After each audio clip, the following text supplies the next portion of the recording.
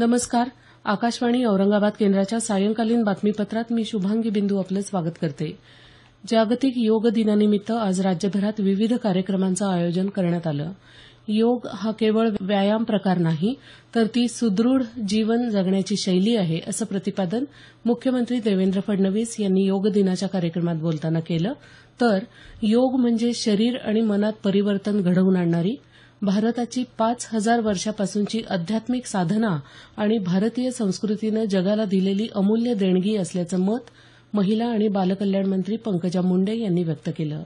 मंत्रालयाच्या प्रांगणात कृषी राज्यमंत्री सदाभाऊ खोत आणि राज्याचे मुख्य सचिव सुमित मलिक यांच्या उपस्थितीत योग दिनाचा कार्यक्रम झाला. औरंगाबाद तसंच वाशिम, रत्नागिरी, अहमदनगर, धुळे यासह लातूर, बुलढाणा आणि पुण्यामध्ये योग दिनाचे कार्यक्रम झाल्याचं आमच्या वार्ताहरांनी कळवलं आहे. वस्तू आणि सेवा कर कायद्यासंदर्भातल्या प्रश्नांना उत्तरं देण्यासाठी उद्योजकता धोरण मंत्रालयातर्फे 5 सदस्यांची एक समिती स्थापन करण्यात आली आहे. वस्तू आणि सेवा कर कायदा येत्या 30 तारखेच्या मध्यरात्रीपासून लागू होणार आहे. उद्योगांना या करप्रणालीची तयारी करण्यासाठी पुरेसा अवधी दिलेला असल्याचं अर्थमंत्री अरुण जेटली यांनी म्हटलं आहे. केंद्रीय सचिव पी.के. सिन्हा यांनी जीएसटीच्या अंमलबजावणीच्या दृष्टीनं काल एक आढावा बैठक घेतली. गेल्या वर्षी 8 नोव्हेंबरपासून चलनातून बाद केलेल्या जुन्या 500 आणि 1000 रुपयांच्या नोटा येत्या 20 जुलैपर्यंत रिझर्व्ह बँकेत भरण्याची परवानगी सरकारनं बँकांना आणि टपाल कार्यालयांना दिली आहे. बाद नोटा रिझर्व्ह बँकेकडे जमा करण्याची ही दुसरी संधी सरकारनं दिली आहे.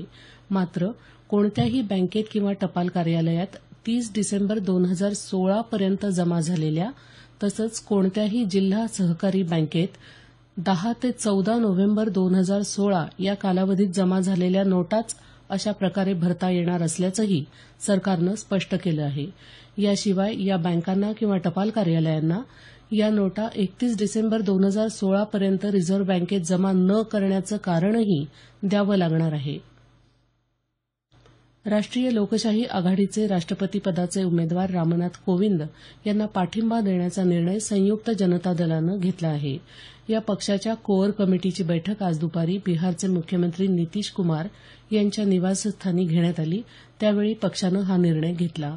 कोविंद यांच्या स्वच्छ प्रतिमेमुळे त्यांना पाठिंबा देण्याचा निर्णय घेतल्याचं संयुक्त जनता दलाच्या प्रवक्त्यांनी माध्यमांशी बोलताना सांगितलं.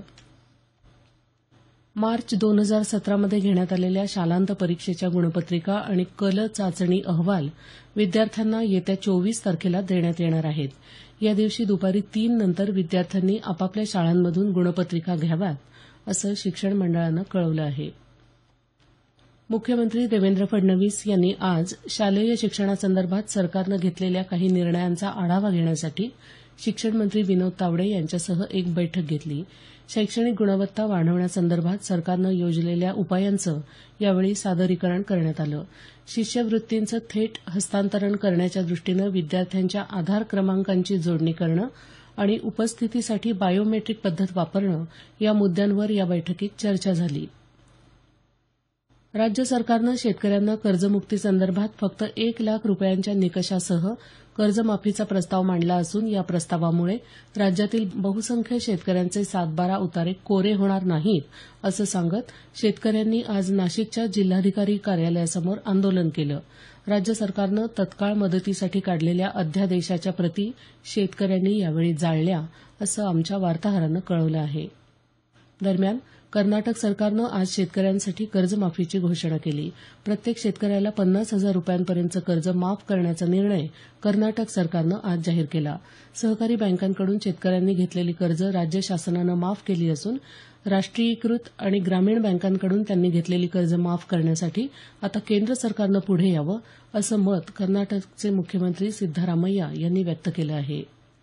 आषाढी वारीसाठी पंढरपूर इथं पोहोचण्यासाठी पैठणहून निघालेली संत एकनाथ महाराजांची पालखी आज राक्षसभुवन इथून निघून रायमोह इथे मुक्कामासाठी पोहोचत आहे.